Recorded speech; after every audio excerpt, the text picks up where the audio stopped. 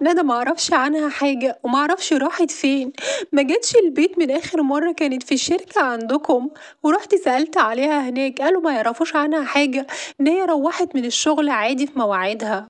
وسألت عليها في أقسام الشرطة والمستشفيات وعند جيراننا وصحابها ومعارفنا ومحدش يعرف عنها حاجة، ومفيش حاجة في إيدي أعملها ومش عارفة أعمل إيه، أنا هتجنن. حبيبتي يا ندى، معلش تعباكي معايا كل يوم يا بنتي في الشغل ده. انا نفسي بقى تلاقي شغلانه غير كده، وتسيبيني انا اخلص الموضوع ده، وانتي تلاقي شغلانه تلاقي بيكي يا بنتي، هي تسند معانا في الغلا ده والظروف دي. مساعدتي ليكي يا ماما عمرها ما كانت تعب ليا، بس انا فعلا سألت في كل مكان مش لاقيه شغل، وقلت لكل صحباتي اللي تلاقي شغلانه تقولي. ده عيالك يا حبيبتي، ربنا يكتب لك كل الخير. هسيبك بقى تكملي لوحدك معلش عشان ما عملتش اي حاجه في الغدا. هروح اجهزه بقى بسرعه، وبالمره اخد المحصول اللي انا جمعته ده هظبطه وانا بجهز الغدا. مفيش مشكله خالص يا ماما ولا يهمك. ربنا يخليكي ليا يا ماما ويقويكي، يرزقني بقى بالشغلانه اللي تخليني اريحك شويه. ايه يا ابني، في ايه؟ كلمتني وقلت انك عايزني في موضوع ضروري، وجاي دلوقتي مش عايز تدخل؟ في واحد يقف مع خطيبته كده على باب بيتها وما يدخلش؟ ايوه، اصل انا هكلمك في موضوع مهم، مش عايز حد يسمعنا فيه، وكمان مستعجل. الشركه النهارده طلبت موظفين جداد، وخاصه في الاداره بتاعتنا طلبت موظفه، وانا بيني وبينك قلقان، مش عايز الشركه تجيب لنا اي حد يبقى عيون ليها. كنت قلتي قدامي قبل كده ان في واحده صاحبتك ظروفها صعبه شويه وفقيره ومحتاجه شغل، فايه رايك تجيبها هي؟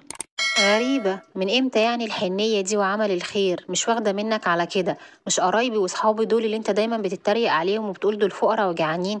دلوقتي حنيت يعني وعايز تساعدهم؟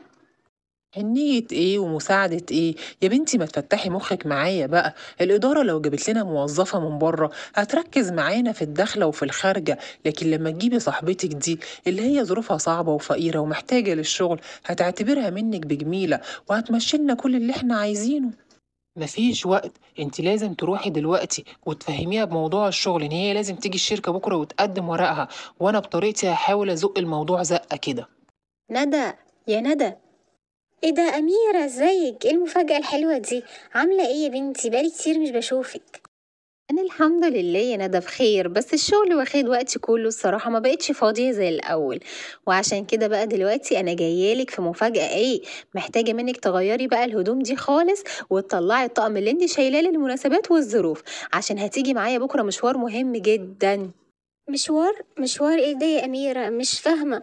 يا ريت توضحي، انت عارفه ان انا وقتي مش ملكي وبساعد ماما في الارض. من دلوقتي بقى تنسي تعبك وشغلك في الارض، لان انا اخيرا لقيتلك الوظيفة اللي نفسك فيها. بتقولي ايه يا اميره اخيرا؟ مش قادره اصدق، ياه. انا تعبت قوي عشان الاقي وظيفه، مش عارفه اشكرك ازاي يا اميره. انا فرحانه قوي، جميلك ده هيفضل فوق راسي العمر كله. انا مش عارفه اشكرك ازاي، انتي اجدع صاحبه عرفتها في حياتي. اتفضل يا فندم، كل الورق اللي حضرتك طلبته اهو. انا عايز كل الاوراق بالتواريخ القديمة، مش عايز شغل اخر يومين بس، انا عايز بتاع الشهر كله. تمام يا فندم، ده كل الورق اللي حضرتك طلبته. شكرا يا سعيد، اما راجع بقى الحاجات اللي انا عايز اتأكد منها. ايه ده؟ ايه اللي انا شايفه ده؟ شكوكي كانت في محلها. روح انت يا سعيد دلوقتي، ما تقولش لاي حد ان انا طلبت منك الورق ده. انا لازم اركب كاميرات في المكاتب سرية، من غير ما حد يعرف اني ركبت كاميرات، عشان اعرف ايه اللي بيحصل من ورا ظهري. ايه ده؟ ايه اللي بيحصل وايه اللي انا شايفاه في الاوراق ده؟ في حاجة غلط. انا لازم اروح اتكلم مع اميرة وافهم ايه اللي بيحصل ده. ازاي العملاء بتدخل المكان وبتتسجل وبناخد الداتا بتاعتها، ونيجي لحظة التنفيذ بنكتشف ان هما ما نفذوش معانا ونفذوا مع شركات تانية؟ ازاي الكلام ده؟ يا اميرة، اميرة، اقفي اتكلمي معايا، انا عايزه اتكلم معاكي في موضوع مهم. حاجه غريبه قوي، كل العملاء اللي بتيجي عندي في السجلات بتاعتي بعد ما بتكلم معاهم واتفق معاهم واظبط كل حاجه، اكتشف ان هما كنسلوا، وان هما نفذوا الاوردر مع شركات تانية منافسه لينا وباسعار اقل كمان. ازاي ده بيحصل؟ اكيد في حاجه غلط. بصي يا ندى، عشان ما نلفش هندور كتير، لان الموضوع ده هيقابلك كتير قوي في الشغل، وما تقعديش بقى كل شويه تسالي فيه. اللي يعرف الموضوع ده وهيكلمك فيه ويجيبلك من الاخر هو ايمن خطيبي. تعالي اتكلمي معاه وهو هيشرح لك كل حاجه ويفهمك كل حاجه. بقول لك ايه يا ايمن، ندى اكتشفت كده مؤخرا ان في كام عميل كده جم سجلوا معانا، وجم في الاخر ما كملوش الشغل وتموه في حتة تانية. فهي حست ان في حاجة غلط وحست ان في مشكلة معينة، فيا ريت تفهمها الموضوع ايه. ماشي ماشي. بصي بقى يا ندى، طالما انت عايزة تفهمي واكتشفتي الموضوع بدري بدري كده، عشان ما نقعدش نتكلم فيه كل شوية، انا هجيبها لك بالمختصر المفيد كده وعلى بلاطة. العملاء دي احنا بناخدهم لحسابنا، يعني احنا بنشوف ايه العميل اللي ممكن يدفع كويس وما يدققش في التفاصيل والحاجات دي كلها. يعني بنبعت جزء منه للشركات المنافسة وناخد عمولتنا، او مثلا الجزء التاني احنا ممكن نقضي له مصالحه وناخد احنا المصلحة لينا.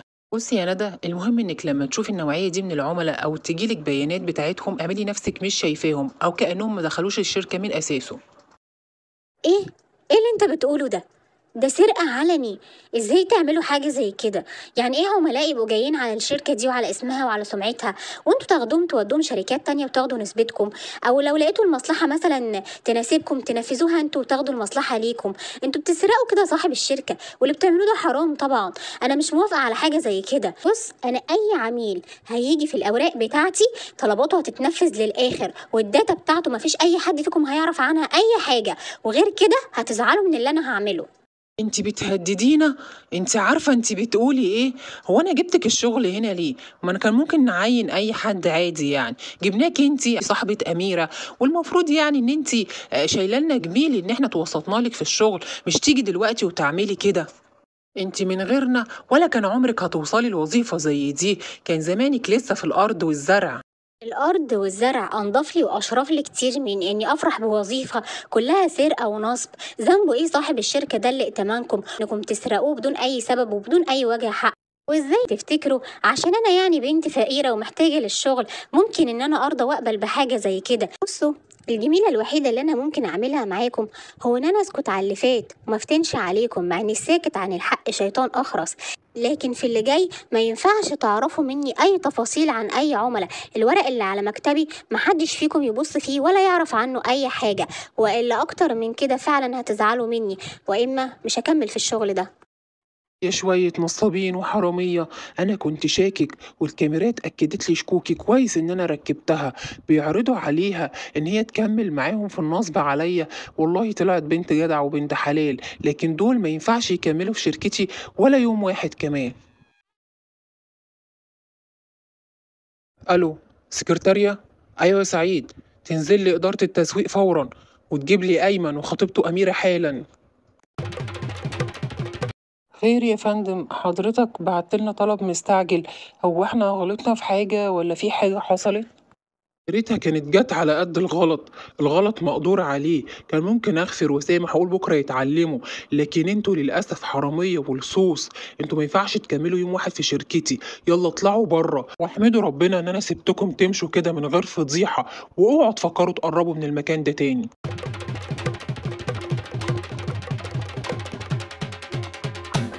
شفتي صاحبتك عملت ايه؟ شفتي وصلتنا لايه؟ اتطردنا من الشركة بسببها. هي اللي اكيد قالت للمدير، هي اللي هددتنا الصبح وانت ما عرفتيش تقنعيها ولا تسيطري عليها. مين يعني اللي هيقول المدير غيرها؟ مين يعرف السر ده؟ ما احنا شغالين بقالنا سنين ومحدش عارف عننا حاجة. اشمعنى النهاردة بالذات المدير عرف ورفضنا؟ اكيد هي اللي عملت كده. انا لازم انتقم منها، سامعة؟ ولازم انت كمان اللي تساعديني على كده. بص، هو انت عندك حق، يعني مين اللي هيقول للمدير غيرها؟ اكيد هي اللي قالت له، بس ده مش معناه ان احنا ننتقم منها. انت ايه اللي انت بتقوله ده؟ مستحيل نعمل حاجة زي كده، وهنستفاد ايه بالانتقام؟ وبعدين انت بتلومني ان انا معرفتش اقنعها؟ مش دي كانت اختيارك وفكرتك من الاول؟ ما كنتش متخيل انها هتطلع غبية بالشكل ده. وايوه هستفاد كتير من الانتقام منها. لازم اخطفها او اعمل اي حاجة عشان اخليها تدينا داتة العملاء. ما بقاش لينا اي يد في الشركة دلوقتي، ملناش اي مصدر دخل، واي شركة تانية هترفض تشغلنا بعد السمعة اللي هتطلع علينا. مش كفاية ان هي ما صانتش الجميل ان احنا شفنا لها شغل وكانت سبب ان احنا نترفض؟ لازم تسمع كلامنا ولازم تدينا داتة العملاء. خير يا أميرة؟ إيه المدير كان عايزكم في إيه؟ واتصلتي قلتيلي مروحش إلا لما قابلك. إيه اللي حصل؟ في حاجة حصلت ولا إيه؟ لا لا خالص يا ندى، مفيش اي حاجة. هو كده من وقت للتاني بيبعت يراجع معانا الشغل ويوصينا كده على كام عميل يعني من طرفه. المهم انا مش عايزاكي تزعلي من طريقة ايمن في الكلام معاكي الصبح. ايمن كان غلطان انا عارفة، واعتبري كل اللي هو قاله ده كأنه ما قالهوش. احنا راجعنا نفسنا ولقينا ان احنا فعلا غلطانين، وتأكدي ان احنا مش هنحاول ناخد اي عملاء تاني من الشركة. ممكن بقى يعني اقدم لك اعتذار بعزومة نتعشى سوا انا وانتي النهاردة. ولو ان بكده ماما ممكن تقلق عليا عشان اتأخرت قوي عن ميعاد خروجي من الشغل، بس يا ستي مفيش مشكلة عشان اثبتلك ان انا مش زعلانة. بقول لكم ايه، استنوا هنا. لو القصة عجبتكم وعايزين تعرفوا هيجرالي ايه في الاخر، ما تنسوش تدعموني بالاشتراك، ونفسي اوصل الفيديو ده ل1000 لايك. شجعوني بقى عشان اتحمس واعمل لكم الجزء التاني بسرعة بسرعة. ويا ريت اللي شاف قصتنا النهاردة وعجبته يعمل لها مشاركة عشان توصل لأكبر عدد ممكن من الأصدقاء. بحبكم كتير يا أحلى متابعين.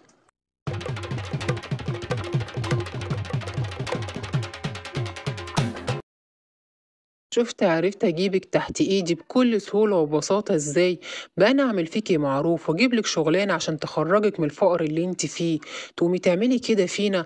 أنا بدل ما كنت هاطوّر شغلي على إيديكِ تخلّيني أطّرد منه خالص، تروحي تقولي للمدير علينا وعلى شغلنا تخلّيه يعمل فيّا كده. أنتِ بعد كده اللي هتدّيني كل بيانات العُملا، هاشتغل عن طريقِك أنتِ، أي عميل هييجي لِك هتبلّغيني بيه، غير كده مش هأذيكِ لوحدِك، ده أنا هأذي مامتِك كمان.